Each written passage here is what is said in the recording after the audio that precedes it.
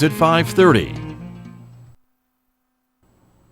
This program is supported by San Juan Health Partners Urology, providing a wide range of personalized services for the whole family, including children. Our caring professionals are dedicated to helping meet your urology health needs with skill, experience, and service you need.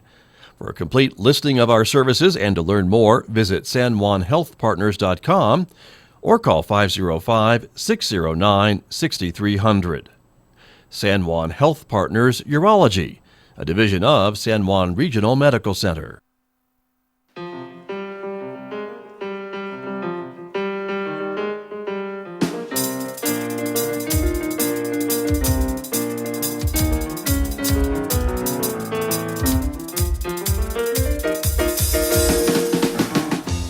Eleven minutes past 8 o'clock. It is Wednesday morning. Good morning, everyone, and happy Halloween. I'm Scott Michlin, and thank you for tuning in to KSJE 90.9 FM and 90.9 HD. A special good morning to our viewers who are watching us live on the KSJE Facebook page and YouTube channel. Coming up in just a moment this morning, my guests from the Farmington Municipal School District. We've got lots of topics to discuss during the next hour, including school safety and security. Also, we'll be focusing on some specific plans for two area schools, Mesa View School and Rocinante High School. You'll hear about that this morning in the second half of the show. Also, later on this hour, communications professor Dr. Mike Haddabaugh will be here from the Encouragement Lab, talking, of course, about our encouragement lesson of the week. And this week, it is entitled Check the Wind. Dr. Haddabaugh will explain what that means coming up later on this hour here on KSJE. At 9 a.m., don't forget Roving with the Arts. Mick Hess will be here with the conclusion of the great opera Aida. You will hear that this morning on KSJE beginning at 9. And then don't forget about our local and regional author program every Wednesday right on Four Corners. Host Tracy Hales-Vass is talking to author Rebecca Rowanhorse about her book, The Trail of Lightning, the Sixth World. That is coming up today at 10:30 on Roving with the Arts here on KSJE. And, of course, you can always check out our programming schedule by going to our website at ksje.com. Also, you'll find our regional events calendar showing you some of the things that are going on in the area this week and on into the rest of the weekend, of course. Encore birthday party here at San Juan College happening on November the 2nd. It is a San Juan Symphony weekend this weekend, everyone, in Durango on Saturday and in Farmington on Sunday afternoon. And November 6th, don't forget about the San Juan Regional Medical Center Hall of Fame induction ceremony happening here at San Juan College. Just some of the many events you will see on our regional events calendar at ksje.com. Well, now let me turn to my guests who are here in the studio with me this morning for the first part of the program from the Farmington Municipal School District. COdy Diehl is here. He is the Director of Support Services for the school district. And Mr. Diehl, good morning. Good morning, Scott. Thanks for having us. Thank you for being here. Also joining us here in the studio is Phil Valdez, Deputy Superintendent. Mr. Valdez, good morning to you. Good morning. Thank you for having us. Thank you for coming in this morning as well to talk a little bit about school safety and security is the idea for the first part of the program. And let's talk about that because certainly that has been on a lot of folks' minds over the last 12 months or more after, of course, the incident in Aztec. And it is something I know you are all always aware of and cognizant of and do a lot of work and spend a lot of resources on school safety and security for your staff and students, correct? That is correct. And not just a year ago, coming in December, that the shooting happened close by us in Aztec, but even prior to that, we have made a real effort to increase our safety and security, not only for our students, but our staff. And we have, through our plant operations, we have completed many projects over the last few years to make our campuses safer. Very good. Mr. Diehl, again, how does that involve you?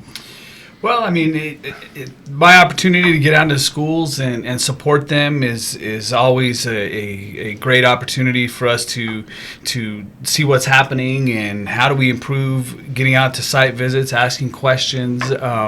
So just the support for the schools and our staff. I'm involved with our SROs, meet with them regularly. Mr. Valdez and I both are part of the San Juan County Safe School meeting that happens in Aztec once a month. So just the support and able to help our schools. Sure. And you talk about SROs, that's the school resource officers from the Farmington Police Department that you work with, that work with the district. Yeah, and we are so lucky to have a great partnership with not only the Farmington Police Department, but the county, but of course specifically Farmington Police Department, because that's where we are. Chief Hebby and his staff and Sergeant Stock, along with the SROs that are placed in our buildings. We have a great relationship, and whenever we call, they're there. Right.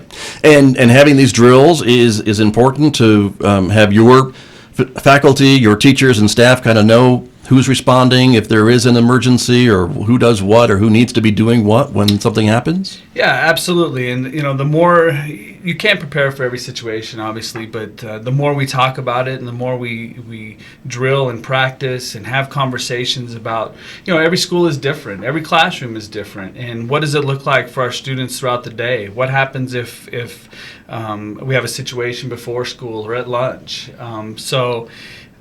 We do a lot of that practice, and in collaboration with our SROs, they do safety checks around our buildings all the time, and coordinate with our staff. At the start of the year, we had a 2-hour training for all of our staff, and as a classroom setting, given the ins and outs of our drills and our procedures, and then we follow that up at the school level. The SROs do with specific training to each school. So it's been an opportunity for us to bring a lot of people together and have these conversations. Sure. And we also see radios on our list of things to talk about. That's really important to have communication with every principal and I guess others who maybe are at the school building in case of an emergency, right? Absolutely. And our radio system is set up by Ben McGahey from the Farmington Police Department, and he does it throughout our county. We're very lucky to have their support.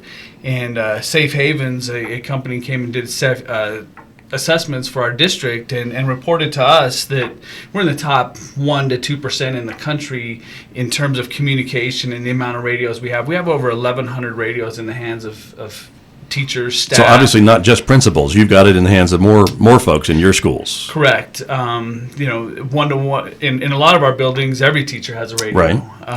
And along with that, they're able to tie into we have an emergency repeater where we can tie our whole district together and communicate. Our administrative radios have the capability to dial directly to dispatch and to 911. Mm-hmm. So there's great communication. But as with everything, you have to practice that as well. Sure. And you have to make sure that the radio's on, so we continue to do our radio drills, and it's a process as well. That's a lot of communication. Right, but that technology is proven to be a better resource than just relying on a cell phone or a phone in the classroom or things like that when there is an emergency. We know cell phone networks get overloaded and go down, and if you can't communicate, you can't get help.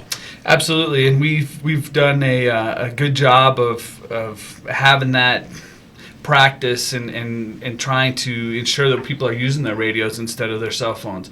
And we've gone so far as to tie our radios, our administrative radios, into our intercoms in our schools, into our bell systems, where typically we'd have to make an announcement over the system. We'd have to go to one point, mm-hmm. typically in the office. Sure. Now our administrative radios are tied to our bell systems, where our principals or anybody with administrative radio can tie directly in and make those announcements from wherever they are on their campus. So a lot of great things with our radios. Sure.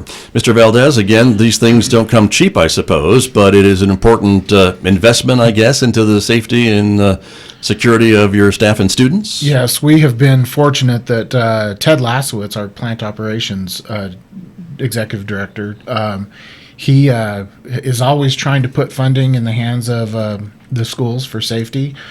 We have received a grant from the state that will allow us to match some funds to do some projects to upgrade our current systems. And, as you think about everything that we've been doing over the years, and going back to drills, since Mr. Diehl has been on board, he's really taken hold of that and worked with our schools on putting systems in place. And the amount of drills that we have to conduct now compared to what we used to do, it used to be the typical fire drill.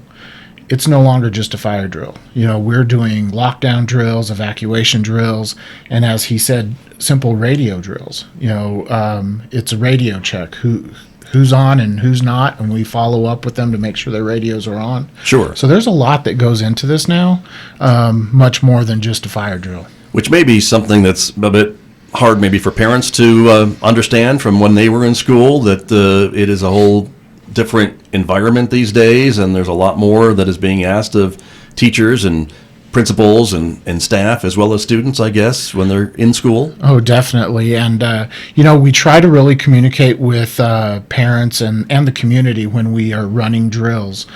We ask our principals to notify, parents that it's only a drill, because with the things going on in this world right now, parents are a little nervous. And when they see that there's a lockdown or preventative lockdown at a school, there is some panic. And we want them to know that whether it's a drill or not, safety is first for students and staff, and we will look out for them.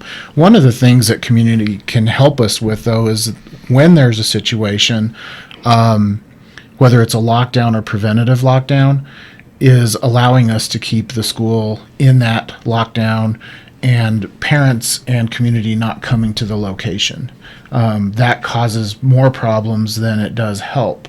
We would then send notification out when it's safe for them to come on campus and check out their child. Sure, which is one of those things that's hard to understand, I guess. I mean, we can understand why a parent would want to get to their child, yes, but at the same time, we don't know what and many times we don't know what the situation may be that caused the lockdown. At least the general public does not, and so you don't know what you're driving into when you go on to the school, whether there's an active situation or if it's just some other precautionary lockdown because of something happening in the neighborhood nearby or what have you. But that is something that you have to deal with, I'm sure, all the time.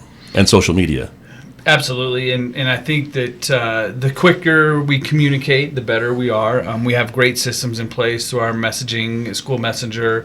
Our IT department has given us the tools to be able to send messages out in a timely manner. So if we can do that, that helps. Right. Certainly. Sure, indeed. The other thing I want to ask you both about is the Sandy Hook Promise topic that has been talked about and been adopted, I think, by all of the school districts here in San Juan County. And this is a reporting tool, right, for folks, students, and anyone, I guess, who maybe hears something or wants to let somebody know anonymously about what they think may or may not be happening.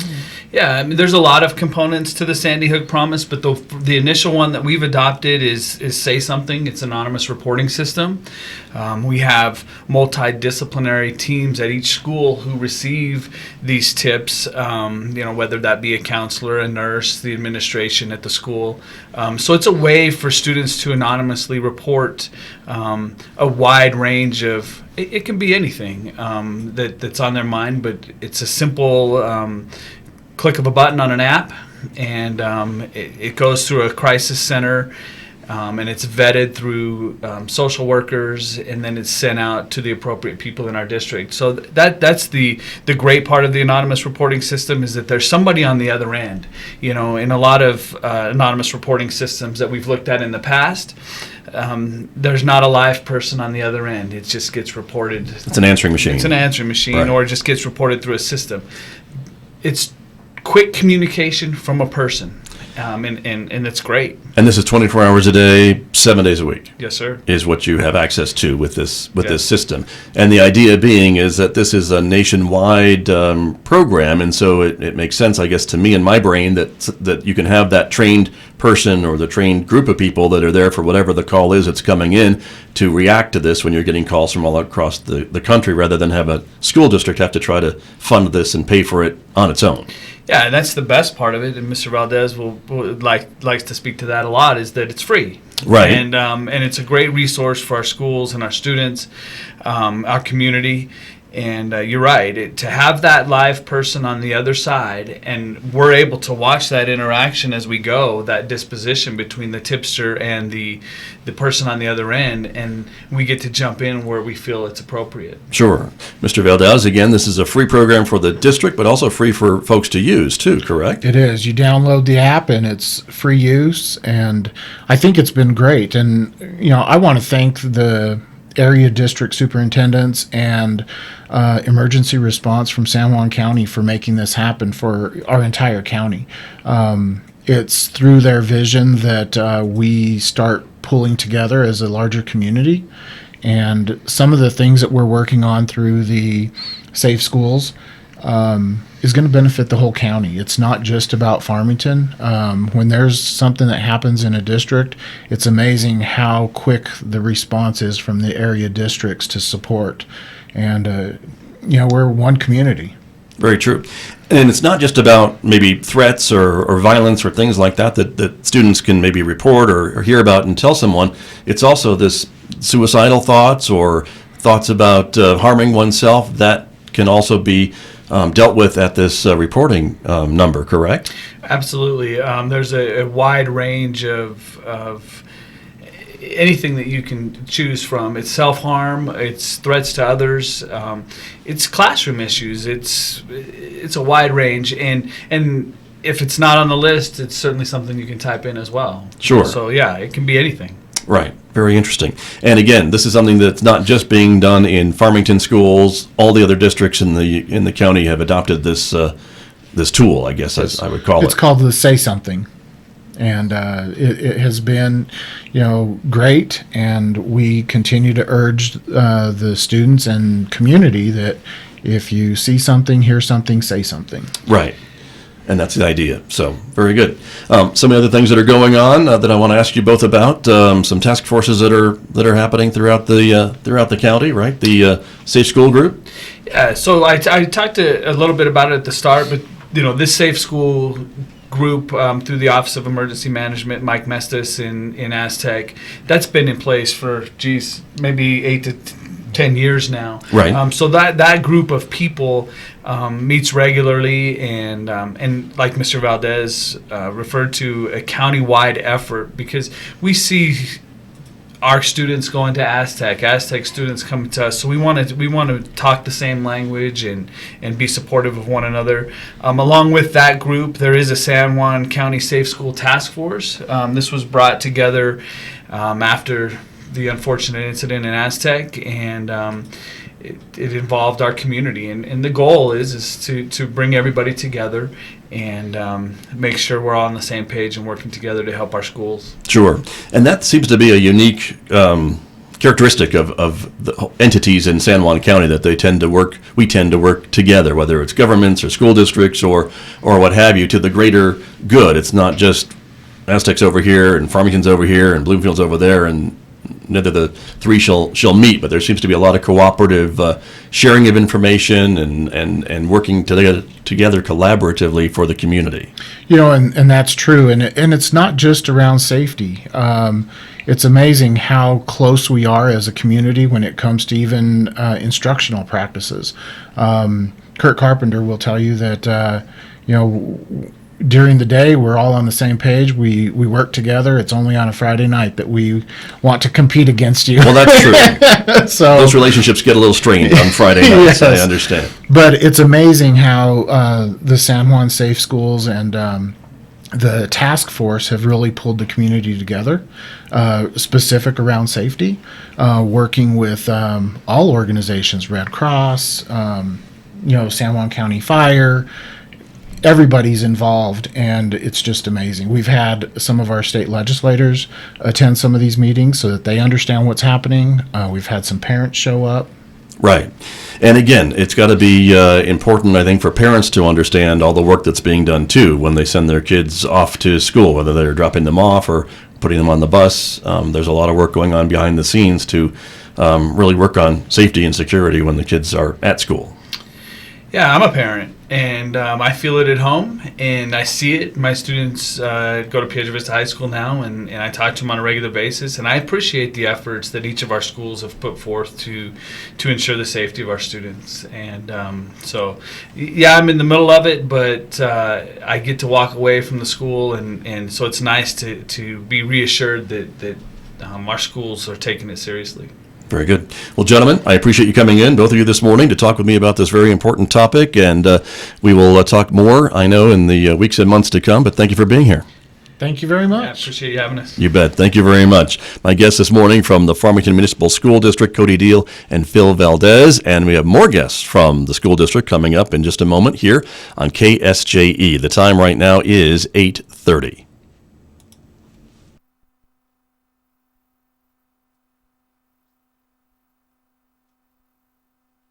This program on KSJE is supported by Citizens Trust and Investment Corporation, providing a competent, innovative, and caring team of professionals to serve wealth management, trust administration, employee benefit plans, retirement planning, and estate settlement needs. Find out more about Citizens Trust and Investment Corporation at 505